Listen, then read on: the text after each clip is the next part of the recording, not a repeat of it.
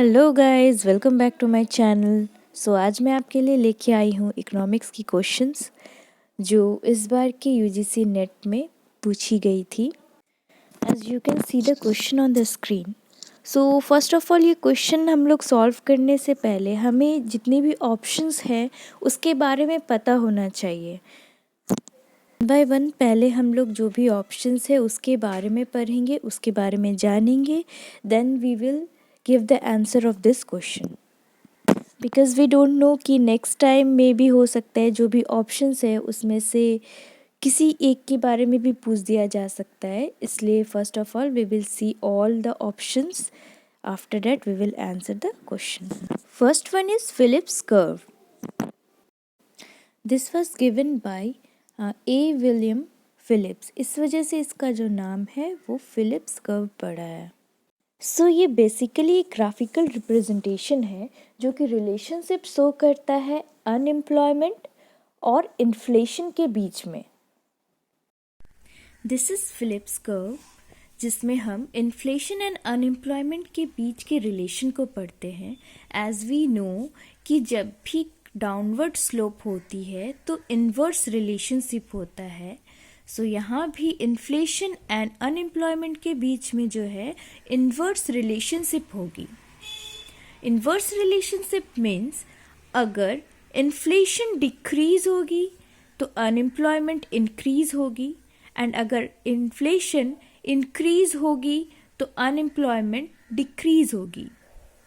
इसे अगर हम नॉर्मल या इजी लैंग्वेज में समझें तो अनएम्प्लॉयमेंट मीन्स लोग जॉबलेस होंगे और लोगों के पास परचेजिंग पावर नहीं रहेगी कि वो महंगी चीज़ें खरीद सके या महंगे प्राइस पे, ज़्यादा प्राइस पे सामान खरीद सके। मार्केट में जो मनी इनफ्लो है वो कम रहेगी, विच मीन्स कि अनएम्प्लॉयमेंट अगर ज़्यादा रहेगी, लोग ज़्यादा जॉबलेस अगर रहेंगे तो इन्फ्लेशन जो प्राइसेस है वो कम रहेगी मार्केट में, एंड जो मनी इनफ्लो है वो भी कम रहेगा। इन शॉर्ट इन्फ्लेशन जो है वो कम रहेगा। बट अगर अनएम्प्लॉयमेंट कम होगी मीन्स लोगों को जॉब मिलने लगेगी, उनके परचेजिंग पावर इंक्रीज होंगे, तो जो प्राइसेस है, जो गुड सर्विसेज की प्राइसेस है वो भी इंक्रीज होने लगेगी, मनी इनफ्लो इंक्रीज होगी, डिमांड इंक्रीज होगी, तो प्राइसेस भी और इंक्रीज होंगे। दैट मीन्स कि इन्फ्लेशन इंक्रीज होगा। तो अनएम्प्लॉयमेंट जब कम होगी तो इन्फ्लेशन इंक्रीज होगी, और अनएम्प्लॉयमेंट अगर इंक्रीज होगी तो इन्फ्लेशन डिक्रीज होगी। इसमें देख सकते हैं हम लोग कि इन्फ्लेशन एंड अनएम्प्लॉयमेंट में इनवर्स रिलेशनशिप होता है in Phillips curve. Next option was misery index. It was originally created by Arthur Okun in 1960s, and he named it as Economics Discomfort Index. But later it was renamed as Misery Index by Ronald Reagan. So now the question is, what do you mean by Misery Index?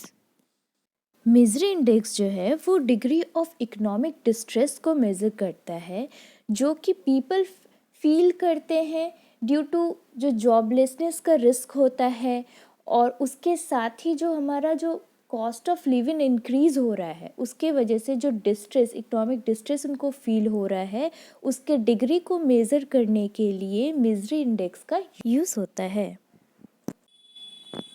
Misery index जो है वो किसी भी nation के economic health का calculated measure है जो कि बना है इन्फ्लेशन रेट और अनएम्प्लॉयमेंट रेट के सम से।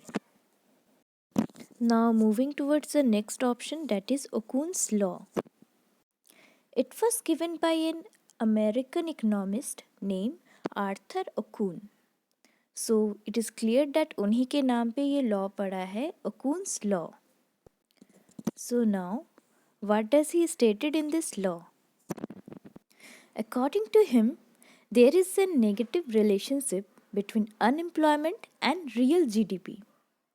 नेगेटिव रिलेशनशिप को आप इन्वर्स रिलेशनशिप भी कह सकते हो।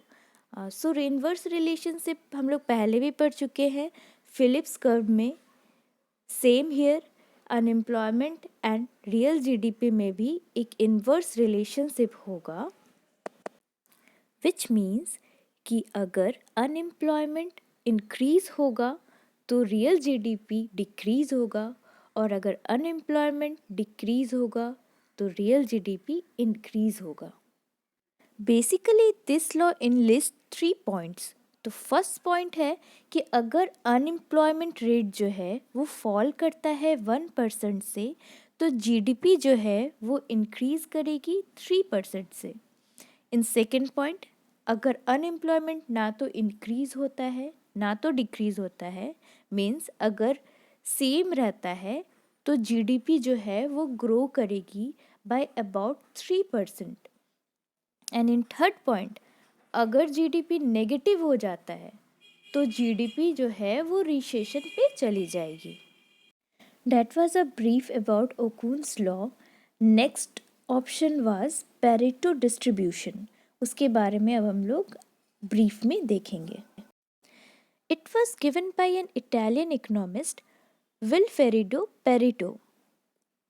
ओरिजिनली जो उनके प्रिंसिपल है वो सोसाइटी में जो वेल डिस्ट्रीब्यूटेड है उसको डिस्क्राइब करने के लिए अप्लाई किया गया था। अकॉर्डिंग टू हिम, जो large portion of the wealth है वो बहुत ही कम fraction of the population hold करती है। It is a power law probability distribution, जो कि ना सिर्फ इकोनॉमिक्स में बल्कि डिस्क्राइब करने के लिए सोशल, क्वालिटी कंट्रोल, साइंटिफिक और many other type of observational phenomena को ये डिस्क्राइब करती है।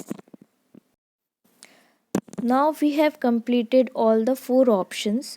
सो अब हम देखेंगे कि क्वेश्चन में क्या पूछा गया था एंड उसके अकॉर्डिंग आंसर क्या होगा।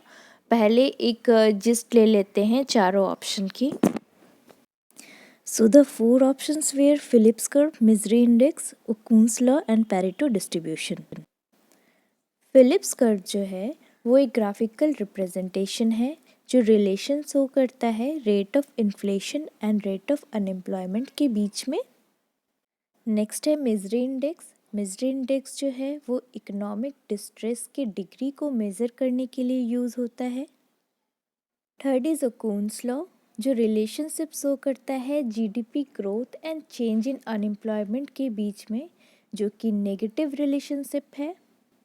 And last one is Pareto distribution, जो कि डिस्क्राइब करता है डिस्ट्रीब्यूशन ऑफ वेल्थ सोसाइटी में। So now we have seen all the 4 options together, so now we can decide which one is the right answer. Question में पूछा गया था इनमें से कौन सा है जो रिप्रेजेंट करता है एम्पिरिकल जनरलाइजेशन, जीडीपी ग्रोथ और चेंज इन अनएम्प्लॉयमेंट का। So we can see here कि सिर्फ ओकुन्स लॉ ही एक ऐसा है इसमें से ऑप्शन जो GDP growth and change in unemployment के रिलेशनशिप पे फोकस करता है। सो इट्स क्लियर कि Okun's law will be the answer of this question. If you like this video, please like, share and subscribe. मैं और भी ऐसी वीडियोस लाऊंगी जिसमें मैं यूजीसी नेट में पूछे गए क्वेश्चंस एंड उनके डिटेल्ड कॉन्सेप्ट आपके लिए सब्जेक्ट वाइज लेके आऊँगी. So stay tuned and thank you for watching my video.